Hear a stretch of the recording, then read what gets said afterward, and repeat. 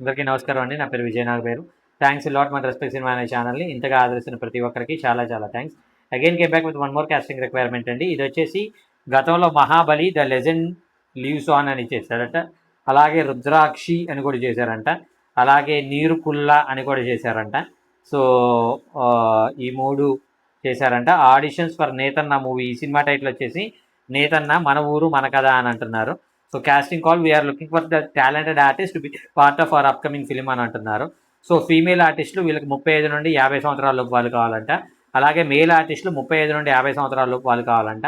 అలాగే అన్ని లాంగ్వేజెస్ వాళ్ళు అప్లై చేసుకోవచ్చు అని అంటున్నారు. యాక్టింగ్ ఎక్స్పీరియన్స్ ఉన్న వాళ్ళకు ప్లస్ అని అంటున్నారు. కొత్త వాళ్ళు కూడా వెల్కమ్ అని అంటున్నారు. Commitment and professionalism is a must అని అంటున్నారు. కమిట్మెంట్ అంటే మీరు అనుకునే కమిట్మెంట్ కాదు, వర్క్ కమిట్మెంట్, వర్క్ విషయంలో జెన్యున్గా ఉండగలిగే వాళ్ళకి ప్రధాన ప్రయారిటీ ఇవ్వటం జరుగుతుంది అని అంటున్నారు. Be a part of story that celebrate our culture, our heritage, our people అని అంటున్నారు. సో వీళ్ళని అప్రోచ్ అవ్వాలి అనుకున్నట్లయితే వీళ్ళ కాంటాక్ట్ డీటెయిల్స్ అనేది నేను మీకు చెప్తాను. దానికంటే ముందు మన సబ్స్క్రైబర్ అడిగిన ప్రతి ప్రశ్నకి సమాధానం చెప్పడం అనేది మన బాధ్యత. కాబట్టి అదే నేను మీకు ప్రీవియస్ వీడియోలో మీకు చెప్పాను కదా, మీరు డిఓపి అవ్వాలి అంటే మీకు ఉండాల్సిన అర్హతలు ఏంటి అనేది నేను మీకు చెప్పే ప్రయత్నం చేస్తాను అన్నాను కదా.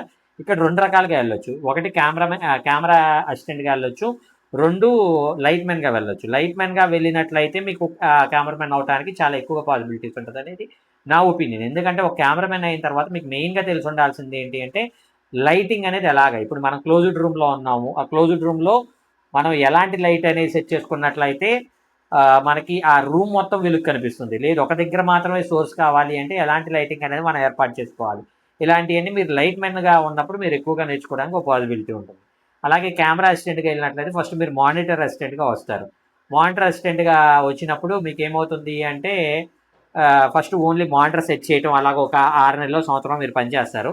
ఆ తర్వాత మీకు ఫోకస్ చేయడం అనేది వచ్చినట్లయితే మీరు ఫోకస్ అసిస్టెంట్ అవుతారు. ఫోకస్ చేయడం వచ్చిన తర్వాత మళ్ళీ అప్పుడు మీరు కొంతకాలం ఏమంటారు కెమెరా అసిస్టెంట్లా కాకుండా కెమెరామెన్ అసిస్టెంట్గా వెళ్తారు. కెమెరామెన్ అసిస్టెంట్గా వెళ్ళేటప్పుడు మీకు ఏంటంటే లైటింగ్ మొత్తం సెట్ చేయించుకోవడం అనమాట. అలాగ ఒక 3 నెలలో 6 నెలలు మీరు వర్క్ చేసినట్లయితే అప్పుడు మీరు కెమెరామెన్ అనేది చాలా ఈజీగా అవడానికి పాసిబిలిటీ అవుతుంది. ఏదైనా కానీ కనీసం 1 సంవత్సరం 2 సంవత్సరాలు ఈ కెమెరా అసిస్టెంట్ గానో లైట్ మ్యాన్ గానో మీరు పనిచేసినట్లయితే మీకు డిఓపి అవడానికి చాలా వరకు పాసిబిలిటీస్ ఉంటాయి అనేది నా ఒపీనియన్.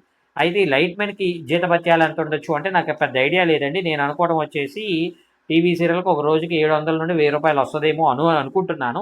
మీరు ఒకసారి క్రాస్ చెక్ చేసుకునే ప్రయత్నం అయితే చేయండి. అలాగే కెమెరా అసిస్టెంట్కి కూడా అంతే ఉండొచ్చేమో అనుకుంటున్నాను. 1000 రూపాయలు, 700 నుండి 1000 రూపాయలు. సో రేపు డిఓపి అయిన తర్వాత it depends on your skill set అండి. అంటే డిఓపీలకి డైరెక్టర్లకి ఫిక్స్డ్ శాలరీ అనేది ఉండదు. ఒక్కొక్కళ్ళు ఒక రోజు 3000 తీసుకుంటే, ఒక్కొక్కళ్ళు ఒక రోజుకి 4000 తీసుకుంటారు, ఒక్కొక్కళ్ళు 7000 10,000 తీసుకునే డిఓపీలు కూడా ఉన్నారు.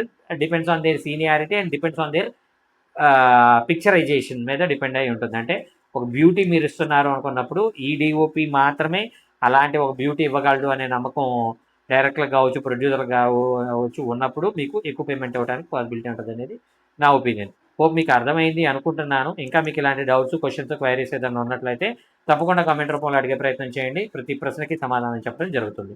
సో నెక్స్ట్ వీడియోలో మేకప్ డిపార్ట్మెంట్ కావచ్చు, ప్రొడక్షన్ డిపార్ట్మెంట్ కావచ్చు, కాస్ట్యూమ్ డిపార్ట్మెంట్ కావచ్చు, ఇలా మిగిలిన క్రాఫ్ట్స్ కోసం మీరు ఏమేం చేయాలి అనేది నేను మీకు చెప్పే ప్రయత్నం అయితే చేస్తాను. So getting back to the casting requirement, వీళ్ళ కాంటాక్ట్ నెంబర్ చెప్తాను, నోట్ చేసుకోండి. 9391245976. I repeat 9391245976. సెకండ్ నెంబర్ వచ్చేసి 9848465846. I repeat 9848465846. సో డిస్క్లైమర్ అని మీ అందరికీ తెలిసిందే కదా. నేను పెట్టే ఏ పర్టికులర్ కాస్టింగ్ రిక్వైర్మెంట్కి నాకు ఎటువంటి వ్యక్తిగతమైన లావాదేవీలు లేవు. వీళ్ళు ఎవరో కూడా నాకు తెలియదు. వీళ్ళు ఎవరైనా మిమ్మల్ని డబ్బులు అడిగినా, మోసం చేసే ప్రయత్నం చేసినా నమ్మకండి, మోసపోకండి, జాగ్రత్తగా ఉండండి. వీడియో నచ్చిందా లైక్ చేయండి, వీళ్ళంత ఎక్కువ మందికి షేర్ చేయండి. ఎవరైతే సబ్స్క్రైబ్ చేసుకోకుండా చూస్తున్నారో please subscribe. Thank you and all the best.